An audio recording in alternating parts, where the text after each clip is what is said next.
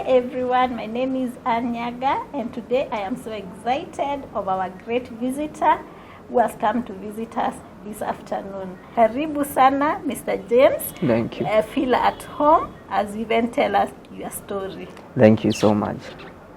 My name is James Moredi. I'm born and raised in Murang'a County, and today is an amazing day. Like I was telling you, I cannot believe this is happening, that today nimefika Optiven and the whole thing is amazing. The organization is tremendous. Optiven is about transforming a community, and when I listen to the CEO of Optiven, Mr. Wachiuri, I see a leader who is putting everything in terms of resources, in terms of advices to transform a community. Wachiuri is my mentor. I've read his books, I've read After the Purge, and I came to know him through an advertisement. And this guy comes on the TV, "Hi, my name is Wachiuri," and he doesn't even say he's the CEO. And when I listen to all his interviews, anasema yeye ni team leader, kwa sababu everyone in Optiven is a leader. So anatry kutuonyesha Optiven is not about business, it's about transforming a community. That's the whole brand. So I came to know Wachiuri through that advertisement, and ni ile tu naona mtu kwa TV but this guy keeps on coming and coming again. And then one time I realized that this guy has an aspect that is very interesting. He's a charismatic guy. The way he talks, the way he moves his hands is like he's empowering people, like he's doing some power. So I think this guy is charismatic and he is a reader naturally. So I'm born in a family of two. I have an elder sister, and I've grown up by a single mother. My dad passed away when I was 2 years old. Barely know him. I don't think I know him. I didn't experience that the dad is love. You know, there is this aspect with dads, they always look at the future. So when you don't have a dad in your life, sometimes it becomes difficult. It has been challenging. In terms of education, I joined primary school back in 2006, class 1. Then I go to class 8 at 2015, and imekuwa challenging. So most of the times ni yenye unatumwa nyumbani uendee fees, and then unapata mama pale. Wewe mwenyewe unajua hata kupata food yenye ulibeba ukienda shule ilikuwa challenging, ilikuwa ni shida. So kutumwa pale nyumbani, unajua umeenda kukaa nyumbani. Si ati umeendea pesa, umeenda kukaa nyumbani, uongojee pesa ipatikane, alafu urudi shule. So maisha ikakuwa hivyo. Nikakuwa ni home school wakati niko nyumbani na soma, and then when I go back to school I try to get to the other pupils penye wamefika, trying to be in touch with everything yenye nimemiss. So ikakuwa ni hivyo. And then after class 8 nikatoka and I passed. But again, going to high school is another hectic situation. My parent doesn't have money. My family is a little bit down in terms of finances, and so I had to look for assistance. So after Apple, I got a scholarship from affirmative action by one of politicians in Kenya, Sabina Chege. Wow.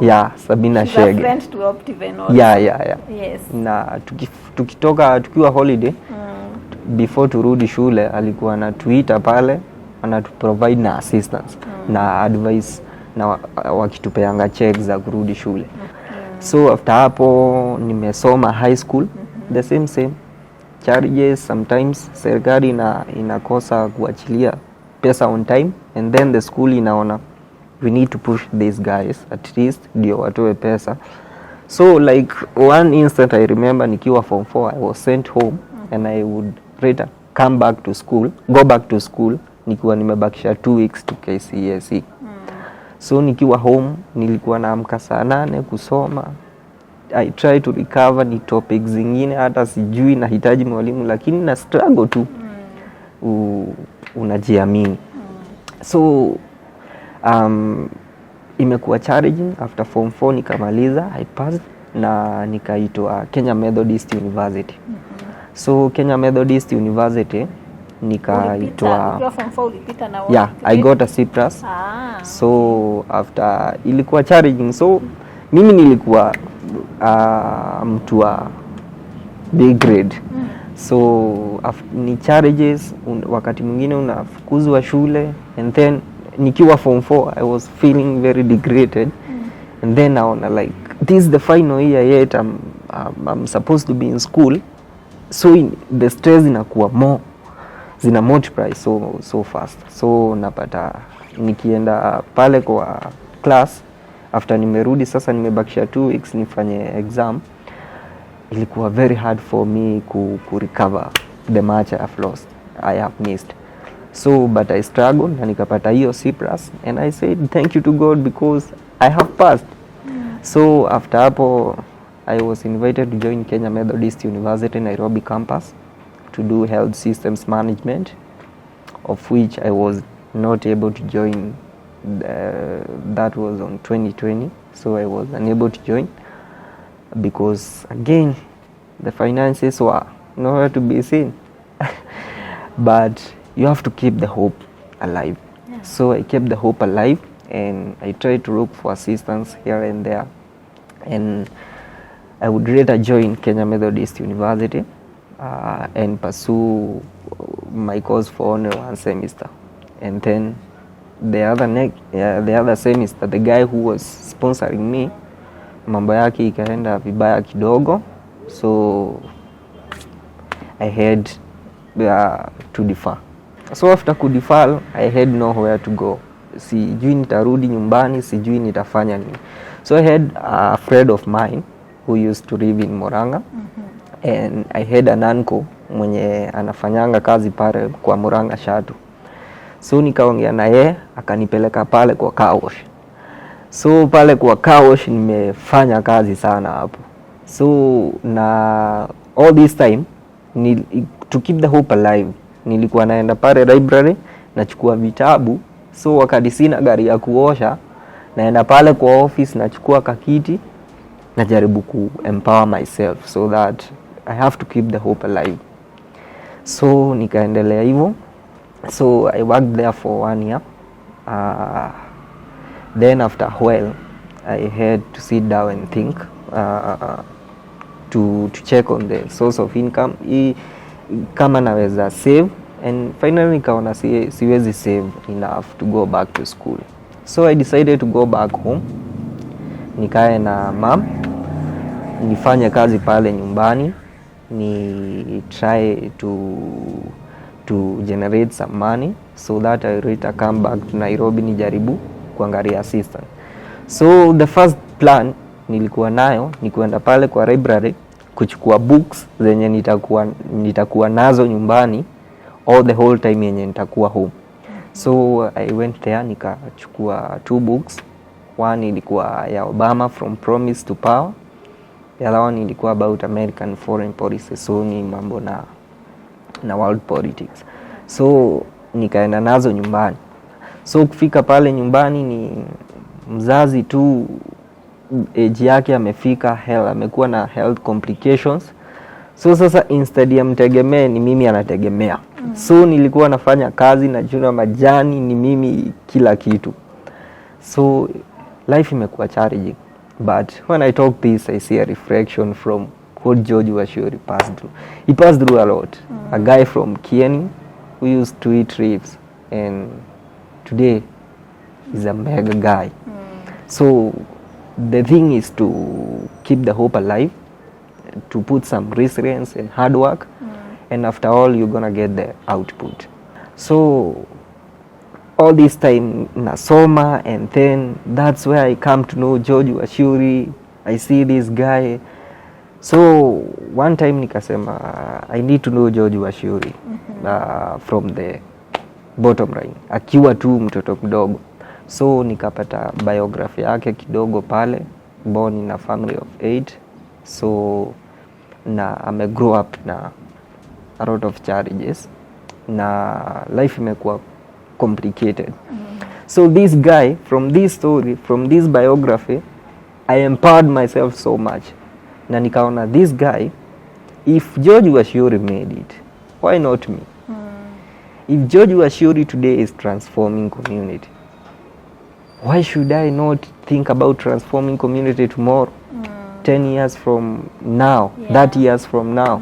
So every time I wake up, I see George Wachiuri as a true reflection of you can make it through hard work, resilience, and believing in yourself. Wow.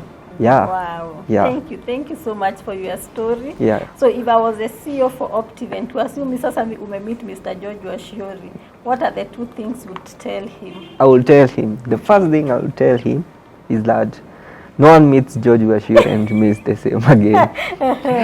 And then the second thing I would say, surely, when you have God in your life, you will unfortunately make it in life. No doubt you will make it in life. Yeah. Wow. Yeah. Thank you so much for coming. And the reason as to why we are sitting down here is because, first of all, your story has touched me.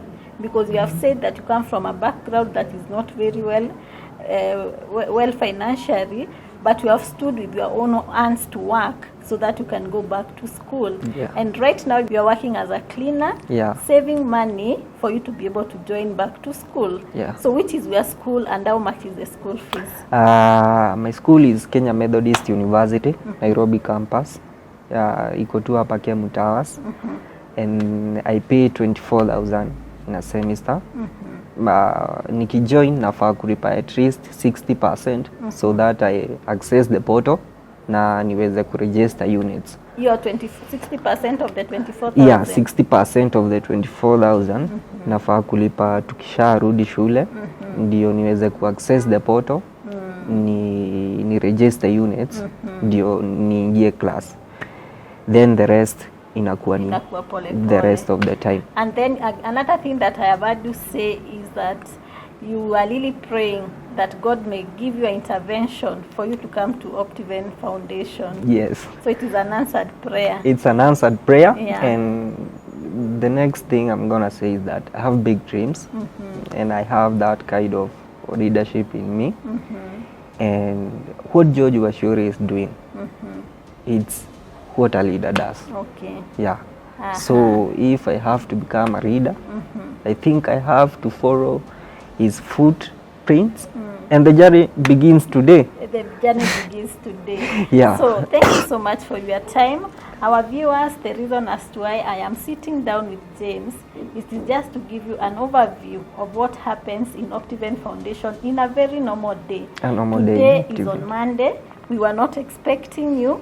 And so far, up to this time, I've seen more than 10 people who have different needs, people who have different grievances that they want Optiven Foundation to support. And James is broad enough to stand up and say, I can tell my story. And the reason as to why he's telling his story is for you, our viewers, to listen. And if you are willing to partner with Optiven Foundation to take such cases as James and other students who are out there who do not know how they are going back to school, how they are going to feed, how they are going to clothe, Optiven Foundation doors are open for you to come and partner with us so that we can put smiles on such cases and many others represented in Optiven Foundation. So James, thank you so much for coming. Na umesoma vitabu zote zetu za Mr. George Wachiuri. He has authored the books, and the money we get from the books, every cent we get from those books, it goes directly to help the less fortunate. Yeye mwenyewe ameandika zile vitabu, lakini tukiuza hiyo pesa inaenda kusaidia the less fortunate in our community. Umesoma After the Purge. Yes. Umesoma Unleashing the Full Potential. Unleash Your Full Potential. Yes. The only book that you have not read is